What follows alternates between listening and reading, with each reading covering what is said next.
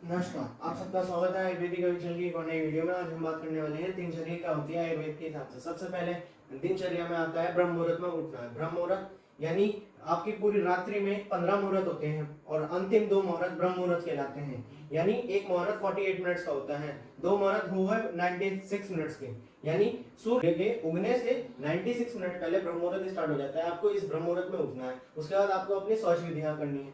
शौच विधि करने के बाद तब आपको करना है दंड धावन। दंड धावन यानी ब्रशिंग ऑफ टीथ, यानी आपको कोई भी कटु तिक्त कसाई किसी भी पेड़ की जिनमें यह रस पाए जाते हैं उनकी कनेक्शन यानी सबसे छोटी उंगली जितनी मोटी डंडी लेनी है और कम से कम वह 12 उंगल होनी चाहिए, यानी 12 उंगलियों के बराबर लंबी होनी चाहिए। उसे दांतों से चबाकर ब्रश करना है।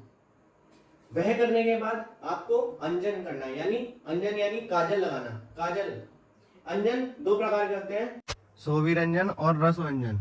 सोविरंजन सप्ताह में प्रतिदिन लगाया जाता है और रसोअंजन सप्ताह में 1 दिन प्रयोग किया जाता है। यह हमारी आंखों का जो तेज महाभूत है उसे शांत करता है और हमारी आंखों से कफ दोष जो होता है उसको बाहर निकालता है। उसके बाद नस्य, नस्य में आप नशे तेल मेडिकेटेड ऑयल डाले जाते हैं। नशे में अणु तेलम ज्यादातर यूज होता है, अणु तेल।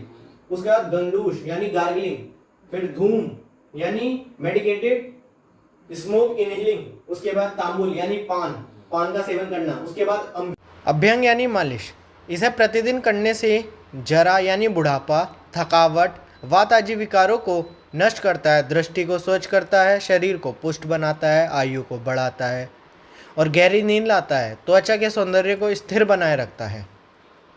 अगला है व्यायाम। व्यायाम करने से कार्य करने की शक्ति बढ़ती है, जठर अग्नि यानी पाचक अग्नि प्रदीप्त होती है, मेदस का क्षय होता है यानी मोटापा घटता है और अंग प्रत्यंग स्पष्ट दिखाई देने लगते हैं। उपटन यानी पाउडर मसाज या उद्वर्तन भी कहते हैं इसे, उद्वर्तन। इसमें जौ का आटे का यूज होता है और इससे आपका जो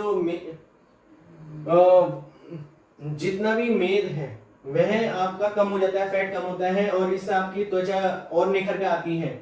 और इसके बाद आपको करना है स्नान। स्नान में सबसे बड़ी गलती सब ज्यादातर लोग ये करते हैं, वह अपने गर्म पानी को सिर पर डाल लेते हैं, लेकिन कभी भी गर्म पानी का प्रयोग आपकी गर्दन से ऊपर नहीं करना चाहिए। आप गर्दन से नीचे करेंगे तो आपकी शक्ति प्रदीप्त होगी यानी बढ़ेगी, लेकिन आप गर्दन के ऊपर करेंगे तो होगी और आपकी आंखों की और बालों की विकार बढ़ेंगे। आज की वीडियो के लिए बस इतना ही। धन्यवाद।